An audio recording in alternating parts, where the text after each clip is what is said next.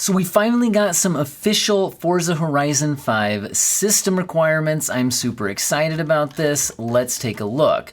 So first of all, system requirements are generally given to us in a couple of ways. We might get minimum and recommended, and some developers give us, minimum, recommended, and something else. This is the something else. We get the ideal spec added in. Don't worry, I'll move my fat head out of the way in just a minute. Maybe I could even make this smaller. I'm not trying to hide the specs from you, but why does this video keep going? I'm gonna do a lot more than just show you the recommendations. I'm gonna explain what these are, help you understand how powerful these CPUs, GPUs, everything is. Also notice what this doesn't give us that a lot of modern system requirements charts do is some target specifications. I like that a lot of developers these days have started giving a resolution and frame rate target for what they mean by minimum, recommended, and I guess ideal. Also, it doesn't tell us the graphic settings that they're using. I've got some speculation on what I think this means. Also, if your chip, CPU or GPU doesn't fall on one of these exact numbers, I can help you understand where yours falls in relation to that. So stick around. Now, basically, we've got the minimum spec giving us a Ryzen 3 1200 i5 4460 for the processors. Can I also just criticize this chart? Many of you know I'm a math teacher, so laying out data into a chart is near and dear to my heart, and this is done terribly.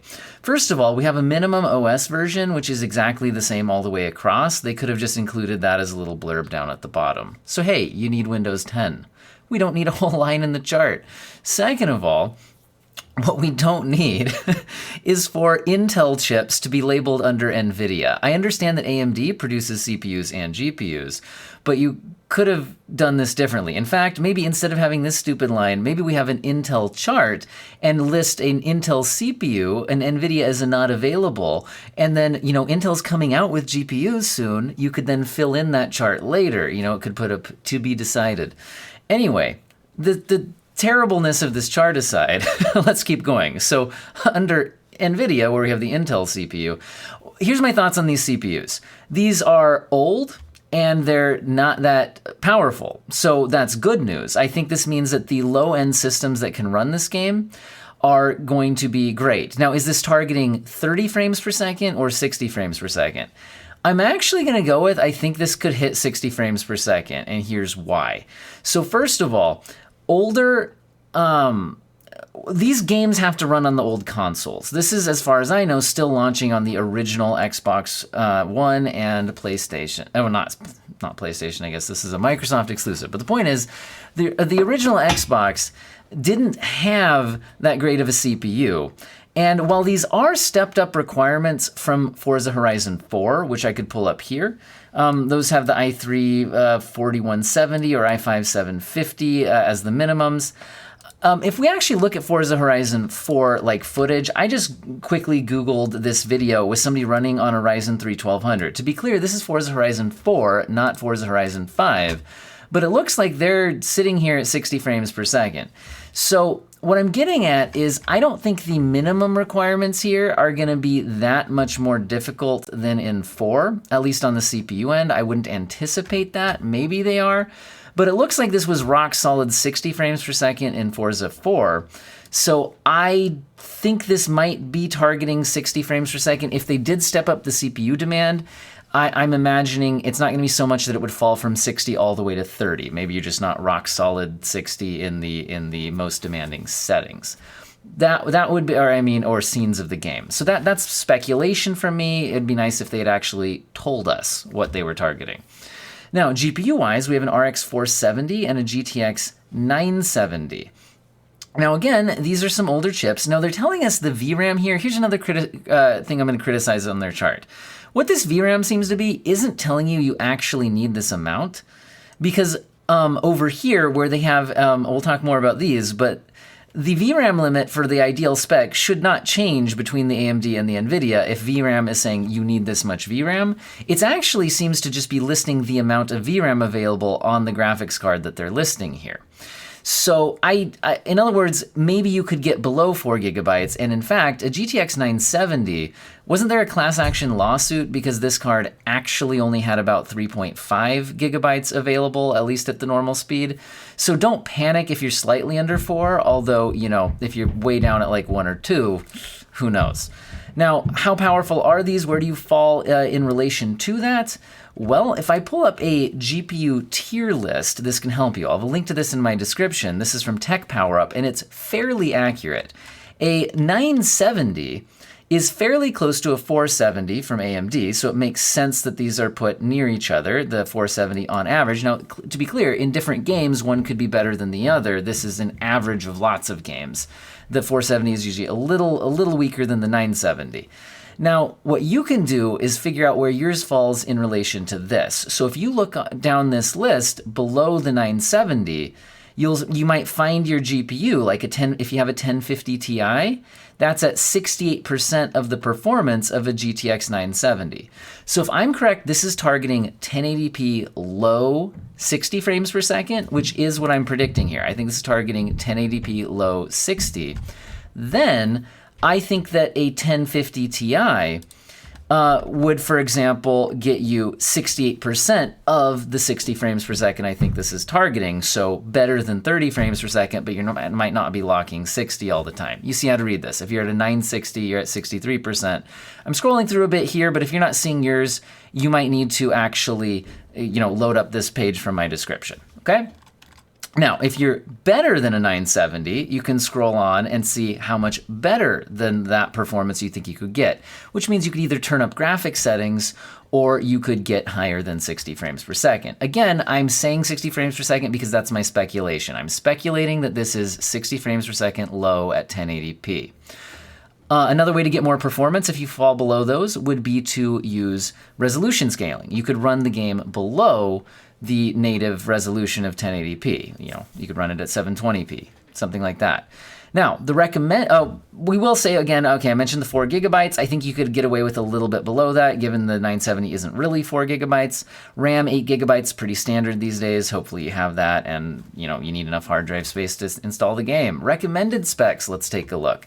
So we're seeing a Ryzen 5 1500X and an i5 8400. So these are much better than these. Now, if you want to compare these, so let's go back to the 1200. So like the Ryzen 3 1200 was the minimum. This is a 4-core, 4-thread processor. When we jump, and it's from 2017. If we jump up to the 1500X, we're still from 2017, so this is like the same generation of processor, but we're going up to 4-core, 8-thread. This has multi-threading. Also, the frequency is bumped up from 3.1 turboing to 3.4 and 3.5 turboing to 3.7. So the point is it's still a 4-core processor, but it's faster and it has multi-threading. Now the i5 is a 6-core, 6-thread processor, also from about 2017. So if you're confused, how would a 4-core 8-thread compare to a 6-core 6-thread? You don't get double the performance from the multi-threading. So just because if it's 4-core 8-thread, I think you get about 30% more performance for the extra thread if it's being utilized fully. It's something like that. So these are somewhat comparable. And again, within the same generation or same release year, generally Intel had better single core performance. So what does this mean to you? Where does yours fall in relation to these? Well, I'll also pull up a CPU hierarchy. I grabbed this one over from Tom's Hardware. Now, this is because they have it listed for gaming performance. They also list it out for multi-threading and single core performance. So where does yours fall in relation to these? So if I pull up like a 1500X, I might even just sort this by 1500X. There we go. I used my find feature. And so we can see the 1500X. You could now scroll up and see where your processor falls in relation to these. So according to this chart, it does look like our Intel 8400 is actually stronger than that in gaming. And that would make sense because I think it does have stronger single thread performance. But again, you can find yours on this tier list now. I'm scrolling kind of quickly. I'll link this in my description to see whether you fall kind of above or below this in terms of the hierarchy. So what I'm getting at is I think if you have a relatively modern CPU that's at least 4-core, 8-thread, or even better, a full 6 cores, you're meeting the recommended. And I already thought that the minimum CPUs could probably hit 60 frames per second. So if I'm wrong about that, then I'm sure that the recommended CPUs can. And maybe it's that the other ones just fell a little bit below. But if for some reason those were targeting 30, I think these will be fine at 60 frames per second. And you might be like, at what resolution and settings? Well, generally resolution and settings doesn't increase the CPU load very much, unless you're enabling like ray tracing or something like that that does increase the CPU load.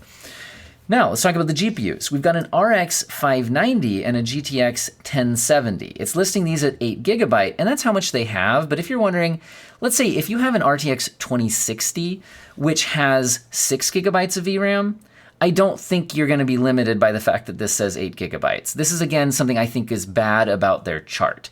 I think that their chart is putting just the amount of VRAM that the GPU has here, rather than saying you actually need this much VRAM. Now, I'll tell you about these GPUs in just a second, but what do I think this is targeting? I think that recommended is usually targeting 1080p 60 frames per second at either high or ultra settings. That's what it tends to be these days in most games, and looking at these GPUs, I would be surprised if a 1070, for example, could not hit 1080p at least high, if not maximum settings, obviously without any of the ray tracing features. I think this game has some ray tracing in like you're viewing the car mode, but not in the actual gameplay. I could be wrong about that. 16 gigabytes of RAM, that's pretty normal to recommend that now, although some games still function fine with 8, even if they're recommending 16. 16 for a smoother experience, and obviously you want 2 sticks rather than 1. That's even true on the 8 gigabyte. You want dual channel. Some pre-builts kind of screw you over on that and just give you the 1 stick. Anyway, so where do these fall in relative performance? So if I pull up my GPU tier list, remember we had the 970? So how much stronger is a 1070? So if I scroll down the list, you might, again, find yours in this list. So we're scrolling down. I'm going slow on purpose so you can maybe find yours. A 1070 is 147% of the performance. So this is another reason why I don't think this was 30 frames per second, 60 frames per second jump, because it's not double the GPU performance. It's why I think it's from 60 frames per second low to 60 frames per second high, because that might give you an increased 50% GPU demand. Now again, I could be wrong about that because they didn't tell us, but that's what I think. Now, again, the 1070s about where you're at, right? The 590s in a similar, but again, a little bit lower kind of place here. And the increased VRAM is probably also allowing you to run at the highest resolution of textures and things like that, which might not have been possible on the lower amounts of VRAM on the lower cards.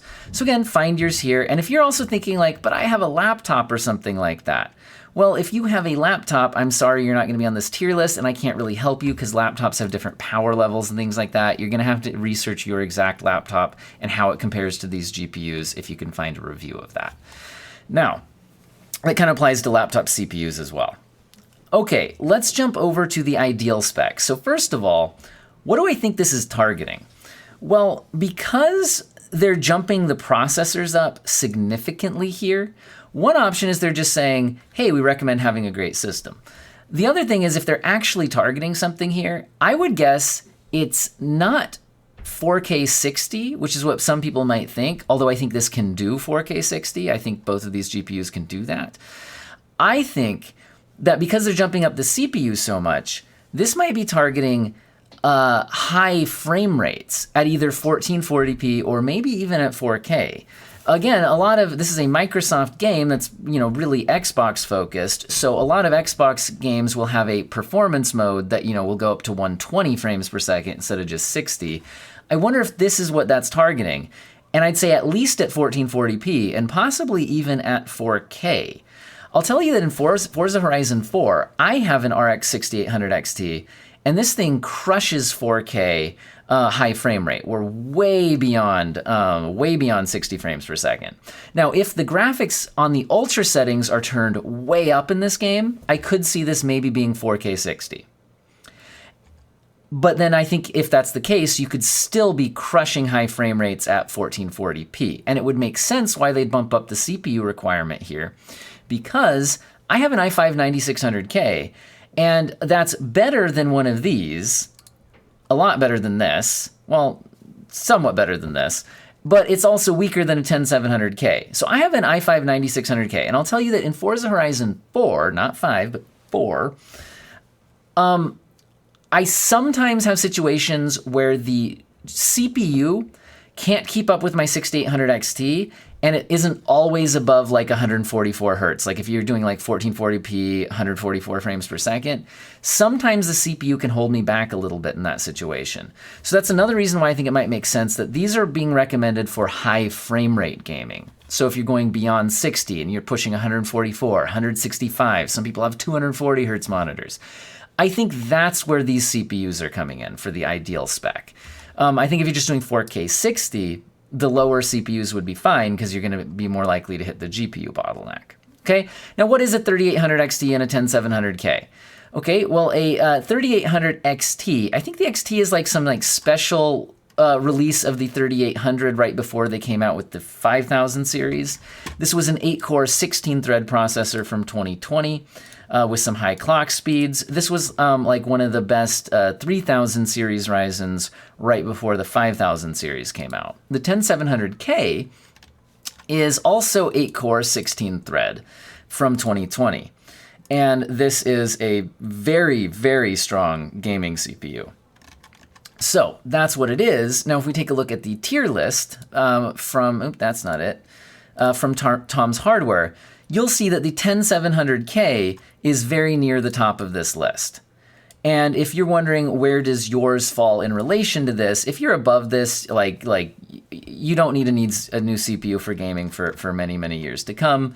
And you could scroll down and kind of find where yours is below this. I'll scroll a little bit, but then I'll let you kind of just like figure out where you're at. Like I'm at an i5 9600K. I'm a bit weaker than this. Honestly, I expect to be able to do 120-ish frames per second on that CPU. But you know, maybe not always 144 or 165, right? That's kind of what I'm thinking here. Now we got the 6800 XT and the RTX 3080. These are just really high-end GPUs. If you have these, again, I think you're going to be good at 4K 60 or at 1440p high refresh rate. Maybe even 4K a bit higher than 60. We'll see. Especially if you'd be willing to do some resolution scaling. Now, where do these fall relative to other GPUs? Well, again, the 970 set as the baseline. We're at 100%. Let's set the 1070 as the baseline now, because I think that that's targeting 1080p at high or max settings, 60 frames per second. And if that's the case, then let's scroll up and see how much more powerful is a 3080. And again, you might be finding your GPU on this list. And again, if it's stronger than the 1070, I think that means you can either bump up the resolution. Well, probably just bump up the resolution because I think your settings are already near the maximum, right? So bumping up the resolution, so like a 6800 XT is 259%, a 3080 is 267%. So we're basically saying it's about a little more than 2.5 times the power, which could either, again, like I said, go from 60 frames per second up to 2.5 times that, times 2 would be 120, and then past 120 is that extra 0.5. You see what I'm saying there? So that's getting you why I think this is targeting high refresh rate. But again, you can also bump up the resolution by 2.5, by times 2.5. And that's why I think this could also then handle 4K, but not at the high refresh rate. So there's my targets. Hopefully this video was useful for you.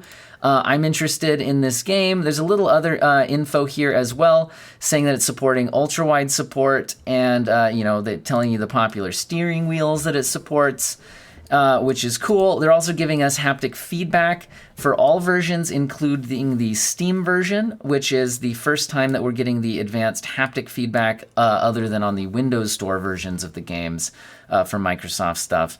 So hey, cool. What do you guys think? Let me know in the comments section, and I hope you have an excellent day.